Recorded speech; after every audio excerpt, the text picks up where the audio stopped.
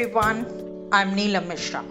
Join me here at BioShots that brings you informative video lectures with high quality study material to learn more about basic and updated concepts in ecology and environmental science.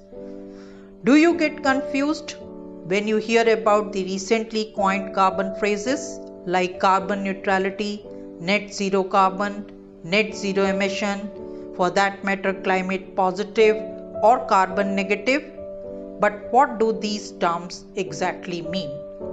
Let me start this video by giving you some background information. Actually, these catchy phrases have become very popular in the last couple of years, not only among scientists or environmentalists, but from bankers to builders, manufacturers to farmers, from small startups to global corporations, all have integrated these carbon phrases mainly for mainstream marketing purposes.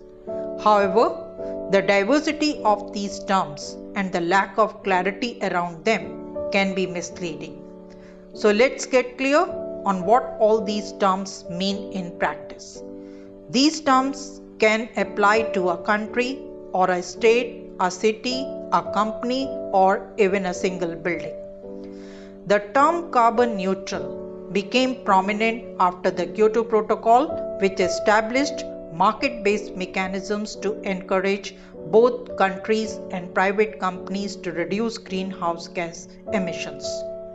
It established greenhouse gas reduction as a new commodity where emission reduction or removal projects can earn credits that can be measured, tracked, or traded.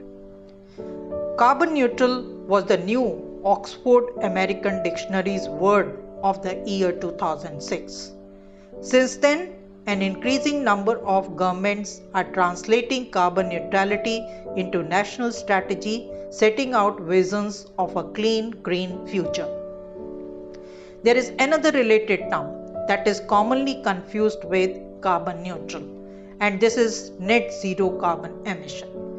Net zero carbon is linked to 2015 Paris Agreement, which aims to limit the rise in global temperature below 1.5 degrees centigrade. It is being argued that global net zero by 2050 is the only plausible solution to fight climate change. Net zero formulation does not assign any emission reduction targets on any country. Hence, it suits to developed countries, which historically are responsible for atmospheric buildup of greenhouse gases. More than 100 countries have joined an alliance aiming for net zero emissions by 2050. This is highly aspirational, but usually not backed by domestic actions. At this point, you may ask, is it possible to become carbon neutral? Well, it depends on our viewpoint, but it is becoming the benchmark for leadership in the global scenario. There is a race to become carbon neutral. More and more companies pledge to become carbon neutral, net zero emission, or even climate positive. Microsoft was one of the first global companies announced to become carbon neutral, followed by Google. By 2030, Apple's entire business will be carbon neutral from supply chain to the power you use in every device that they make. As far as early achievers go, Bhutan and Suriname are the only two countries till date that have achieved carbon neutrality and are in fact carbon negative. They have achieved this status by removing more carbon than they emit. Let's go back to the topic and understand the meaning of these carbon phrases. To start, what does carbon neutral mean? Carbon neutral or carbon neutrality is the balance between emitting carbon and absorbing carbon emissions. This simply means that any amount of carbon dioxide released into the atmosphere from any human-induced activity or a series of activities is counterbalanced by an equivalent amount being removed from the atmosphere. This balancing act can be achieved either by creating more carbon sinks or using carbon offsetting mechanisms. This is clearly depicted in this slide how an industry releases out roughly around 400 metric tons of carbon emissions per year, that is exactly balanced by equivalent amount of carbon reduction or offset. Next is net zero carbon and how it differs from carbon neutral. This slide compares the two terms. Net zero carbon emissions and carbon neutral are two similar terms, but not the same. In both cases, the aim is to reduce and balance carbon footprints. Net zero carbon emissions mean no carbon is emitted or released into the atmosphere due to an activity or chain of activities, and hence no carbon needs to be captured or offset. For example, a company is building running entirely on solar and there is no use of fossil fuels at any stage of the company can label its energy consumption as net zero carbon emission. However, in current scenario, even solar PV and wind energy are said to be zero carbon emission, but technically they are not. It is true that they do not have ongoing emissions but have embedded emissions that occur during manufacturing that technology. Let's move to another similar term, net zero emission. What does this mean?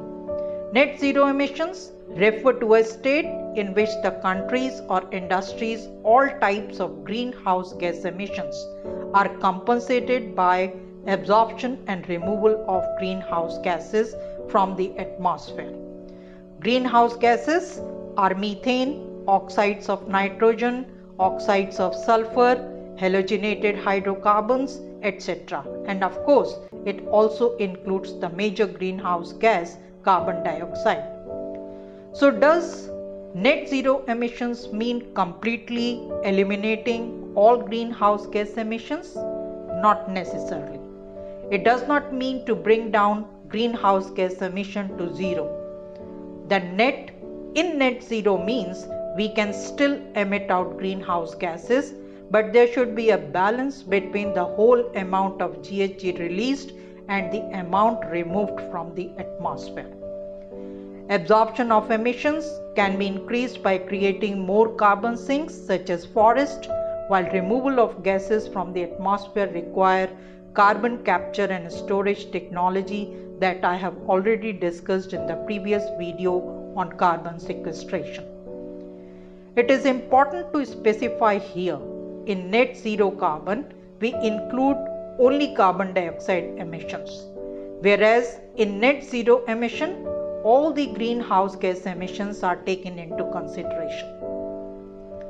Moving on to the next term, climate positive.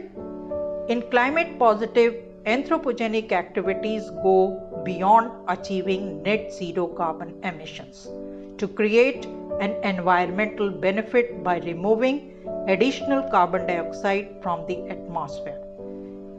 In simple words, this means when a company or any activity removes or captures more carbon dioxide from the atmosphere than it even emits, then the company has a negative amount of carbon emissions and positively impacts the climate. Thus, it is referred to as climate positive. This picture shows how climate positive works. Climate positive and carbon negative are similar phrases. Then there is one more term to define, and that is climate neutral, which refers to reducing all GHG to the point of zero while eliminating all other negative environmental impacts that country or an organization may cause. This seems to be highly unattainable with current state of development and human lifestyle. With this, I complete the description of all commonly used carbon phrases. As I said in the beginning, a very active campaign has been going on for the last few years to sign on to a net zero goal 2050. So So where does India stand in this race of net zero? As we all know, India is the third largest emitter of greenhouse gases after the US and China, and is the only major player that has not pledged itself for this goal and is opposing this target. India is the only G20 country whose climate actions are compliant to the Paris Agreement. India recently reminded rich nations, which are also the historical polluters, of their unfulfilled pre-2020 emission reduction promises.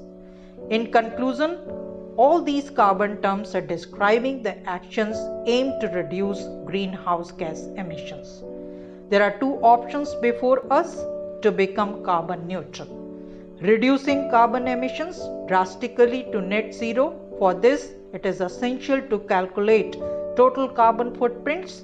That way, you have a better sense of how much a company or an industry need to counteract.